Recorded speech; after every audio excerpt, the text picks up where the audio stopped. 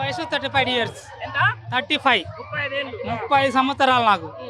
నేను 1988లో పుట్టిన. కేసీఆర్ వచ్చిన ప్రభుత్వంలో నేను 2002 2004 బోర్ కాడికి పోయినా నేను. అంటే అప్పుడు 3 ఫేజ్ కరెంటు, 3 గంటల కరెంటు మాత్రమే, 3 గంటల కరెంటు మాత్రమే. నేను పోయి బోర్ల కాడ బండుకున్నాము, వాగుల్లో పడినాం, ఒర్రెల్లో పడినాం, అందరిలో పడినాం. కేసీఆర్ వచ్చిన తర్వాత ఇలా ఇంటికాడ పండుకుంటున్నాం ఉన్నాం మేము. పార్టీ కాదు, ప్రతిపక్షం కాదు ఇది. నేను ఎందుకంటే నేను పండుకున్న వయసు నాది కాబట్టి నేను చెప్తున్నాను. నేను ఈ రోజు ఆరోగ్యంగా ప్రశాంతంగా ఇంటికాడ పండుకుంటున్నాం మేము. ఎవరు భార్య పిల్లలతో ప్రశాంతంగా గడుపుకుంటున్నామా గడుపుటలేమా అది మాకు తెలుసు. అది ఇప్పుడేమైంది మరి నీకు? ఇప్పుడు మళ్ళీ ఆ రోజులు వచ్చినాయి అనుకుంటున్నావా? మార్పు వచ్చిందా? ఈ రోజులు ఏముందన్నా, మా కేసీఆర్ వచ్చిండు, కేసీఆర్ వచ్చిన దాకా రుణమాఫీ చేసిండు, అన్ని చేసిండు. కానీ ఈ రోజు అయిందట రుణమాఫీ ఏడైంది? అయ్యిందని మండలానికి ఒకటి ఇచ్చిండు. మరి ఏది? మండలానికి ఒకటి ఇస్తా కాదంట. మరి ఎట్లా? మండలానికి ఒకటి ఇస్తే మాకు ఎట్లా? కేసీఆర్ కాదని రేవంత్ రెడ్డిని గెలిపించిర్రు. నువ్వు మరి ఏది మరి? మరి రైతు ఆయన, రైతు ఈయననా? రైతు ఎవరన్నా? 100% మోసం చేసిర్రు జనాలు. జనాలు మోసం చేసిర్రు. ఇప్పుడు కేసీఆర్ నువ్వు ఉన్న దేవుణ్ణి వదిలిపెట్టుకొని నువ్వు ఎక్కడో పోయి ఏనో నేను మొక్కున్నా అంటే ఎట్లా చెప్పది? అవునన్నా. ఇప్పుడు last end of the day రైతుల పరిస్థితి ఏం చెప్పు? మాకు రైతుల పరిస్థితి ఉందన్న. మాకు సారు మంచిగా చేసిండో చేయలేదో అందరికీ తెలుసు, జనాలకు తెలుసు, మాకు తెలుసు. అది కానీ ఈ రోజు నువ్వు ఎక్కడో మండలానికి ఒకటి అనేది ఎందుకు గ్యారంటీ? ఎక్కడో రైతు తప్పన్నది. నీకు ఓట్లేసి 10 ఏళ్ళు కేసీఆర్ని వదిలిపెట్టి చేసిన వాళ్ళని నీకు వేసిరుగా నువ్వు ఏదో మంచి చేస్తావని. మంచి చేస్తలేడా? ఏదన్నా దింపేద్దామా? దింపేసుడు కానీ దింపేసుడే. రైట్. పెద్ద మనిషి ఏం పేరు? నీ పేరు? నా పేరు నరసింహ. నరసింహ. ఎవరి నుంచి వచ్చావు? రాజపేట. రాజపేట నుంచి వచ్చావా? ఏం సంగతి? మరి మళ్ళా నువ్వు రైతు ఎక్కాల్సిన పరిస్థితి. రైతునే కానీ రైతునే ఆగం చేసే. రైతు నాగం చేసిందా? రైతునే ఆగం చేసిండు. ఈ చిన్న కాదు ఆగం. ఎక్కడిది ఏది లేదు. ఆయన పెట్టిన పథకాలే ఆయనే. ఇంతవరకు ఏం పెట్టింది లేదు. ఏమన్నా ఏం పెట్టింది లేదు. అంతా ఉత్తదే. ఏం తింటట్లుంది? రేవంత్ రెడ్డి రేగుల పాలు చేసిండు, ఈ రేగి బండ్లు ఏరుకున్నాడు. ఏమి లేదు, అంతా అవుతుందే. ఎన్ని రోజులు ఉన్నాయి అది అంతే, ఇది ఇంతే, అంత అవుతుందే. ఓ అమ్మ, ఏ నాడు నుంచి చూసినాము.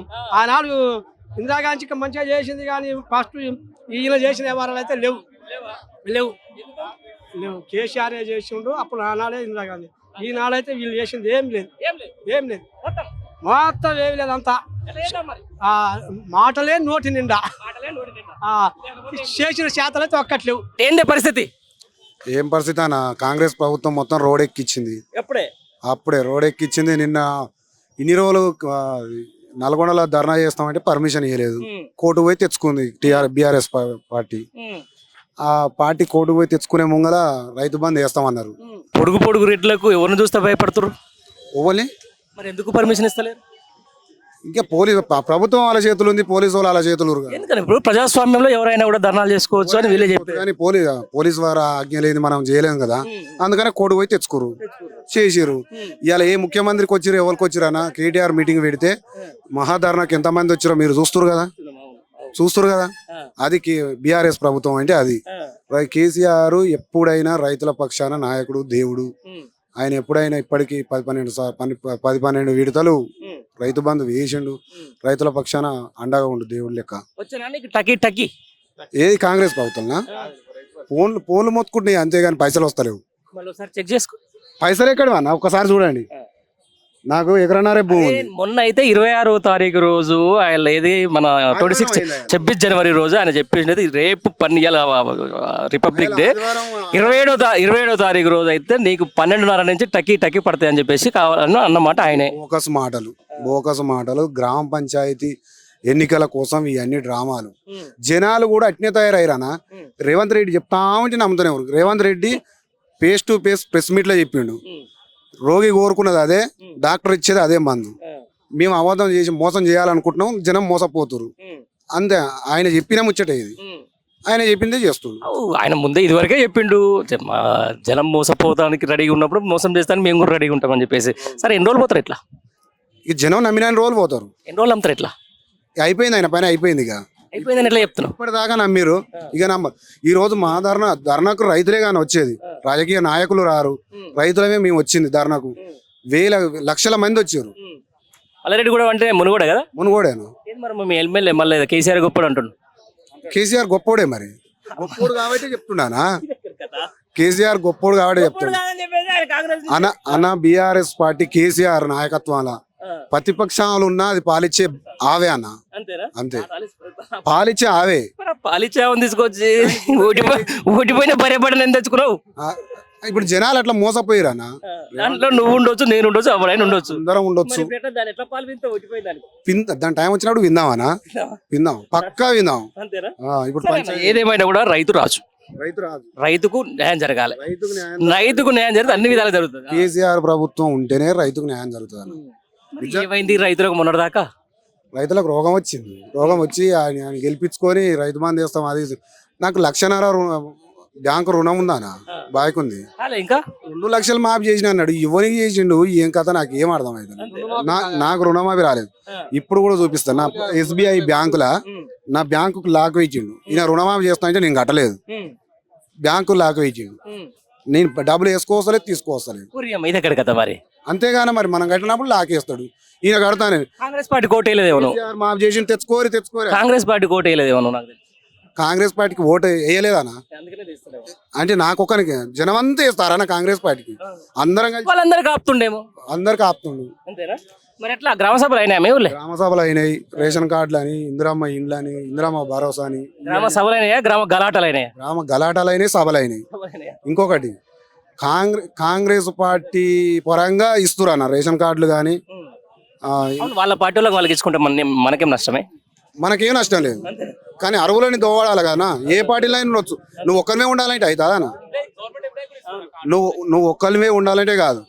కాంగ్రెస్ ప్రభుత్వం వల్ల గవర్నమెంట్ ఎంప్లాయీ కూడా రేషన్ కార్డు ఇస్తారు, మంచిదే కదా, ఇస్తారు. అది ఇయ్యాలి కదా. ఊకనే రైతు బంధు ఒకరికి వేసిండా? ఇప్పుడు కేసీఆర్ కాంగ్రెస్ వాళ్ళకే అని రైతు బంధు అందరికీ వేసిండు. రైతు బంధు రుణమాఫీ అని చెప్పిండన్న మా ఊళ్ళో అందరికి వేసిర్రు కాబట్టి ప్రజలు కాంగ్రెస్ అధికారం ఇచ్చిరండి. 180 మంది రైతులు 20 మందికి అయింది రుణమాఫీ. ఇంకా 20 మందికి అయితే 140 మందికి కూడా మొత్తానికి అయినట్టేనా? మొత్తానికి కాలేగా, అయిందని చెప్తున్నాడు ఆయన. ఆయన అట్నే చెప్తాడు. ఇగో ఇలాగే అని చెప్పిండు, పాలిచ్చి ఆవు నిడిచిపెట్టి దున్నపోతా. ఈ దున్నపోతు జర అరకదులుకొని జర మంచిగా చేసుకున్నాడు. ఇది బురద పొలాలనే మారుతుంది, ఇది పెద్ద దొంగది ఇది. కష్టమే ఉందిగా, మరి దాన్ని ఎట్లా లేపాలి? మళ్ళీ మా ఊళ్ళో రేషన్ కార్డులు అని పెట్టిరు, ఇండ్లు కొత్త ఇండ్లు అని పెట్టిరు. మా ఊళ్ళో 420 ఇండ్లు, 460 మంది పేరు చదివిండు. అరే మా ఊళ్ళో కలిపిండావు, అందరు కలిపి అవి వచ్చేది కాదు, ఊరికి 2కో 3కో వస్తాయి. మీ మండలంలో సర్పంచ్ ఎలక్షన్లు వస్తున్నాయన్నా. వీళ్ళందరికి ఏంటంటే ఆశ పెట్టి చూపించిండు, ఇట్లా లీస్ట్ లా 460 మంది పేరు వచ్చాయిగా, మాకు వస్తుంది. అవి ఎవరికి రావు, సర్పంచ్ ఎలక్షన్ దాకా రావు. రేపు సర్పంచ్ ఎలక్షన్ లో వీళ్ళందరూ పేరు చూపి మీరు ఓటు వేయకపోతే మీకు ఇళ్ళ స్థలం రాదండి, అప్పుడు ఏం చేస్తారు అంటారు? ఇప్పుడు ఏం చెప్తాడు అంటే సర్పంచ్ ఎలక్షన్లలో మీ పేరు వచ్చిందిగా మీకు ఇల్లు వస్తుంది, మీకు ఇల్లు వస్తుంది అందరికంటే చెప్తాడు, ఎవ్వరికి ఇల్లు ఇయ్యాడు. సర్పంచ్ ఎలక్షన్లు అయిపోయినాక మళ్ళీ గిదే ఇక ఈ దున్నపోతే ఎప్పుడైనా గింతే ఇక దాని మరోసారికి వస్తుంది కానీ ఇంకా ఉందిగా టైము. దున్నపోతున్న అంగట్లో అమ్మక రావాలి కదా అని. ప్రజలు చాలా తెలివికలలు, అందులో తెలంగాణ ప్రజలు. సరే నమ్మినావు, సరే ఏమని చేసిండు, ఉచిత బస్ అన్నాడు, అది అన్నాడు, ఇది అన్నాడు. ఆ ఉచిత బస్సు ఏముందనా? పోతే ఒక మామూలుగా రైతులు ఏం వాడుకుంటారా? ఉచిత బస్సు ఏముంది, ఎప్పుడో ఒకసారి ఊరికి పోతారు. ఒక రైతుకు ఒక నెల మీద 100 రూపాయలు సేఫ్టీ అవుతుంది అంతే. ఇప్పుడు కరెంటు బిల్లు కరెంటు బిల్లు మాపన్నాడు, అదెంత 100 రూపాయలే. గ్యాస్ అన్నాడు, మీ రైతులు 5 నెలలకు ఒకటి వాడుకుంటాం, అది ఒక నెలకు 100 అంటే 5 నెలలకు 500. అది మాకు అవన్నీ వద్దు. ఇండ్లు ఇందిరమ్మ ఇండ్లు ఇచ్చిండు అనుకో, మేమే మరోసారి ఆయన్ని దేవుడు అని మొక్కుతాం. అది 4 లక్షలు ఇల్లు ఇవ్వమను, నాకు అన్ని ఎందుకే ఫ్రీ బస్సు అన్ని ఎందుకు, నెలకు 100 రూపాయలు. మేము బస్సులో పోలేమా? ఇప్పుడు 5 నెలలకు గ్యాస్ అయిపోద్ది, 500గా నెలకు 100 రూపాయలు గై కట్టుకోలేమా? ఇందిరమ్మ ఇల్లు ఇవ్వమను. మా ఊళ్ళో 460 వచ్చినాయిగా, 60 ఇవ్వమను. మా ఊళ్ళో ఆయన జెండా పెడతాం.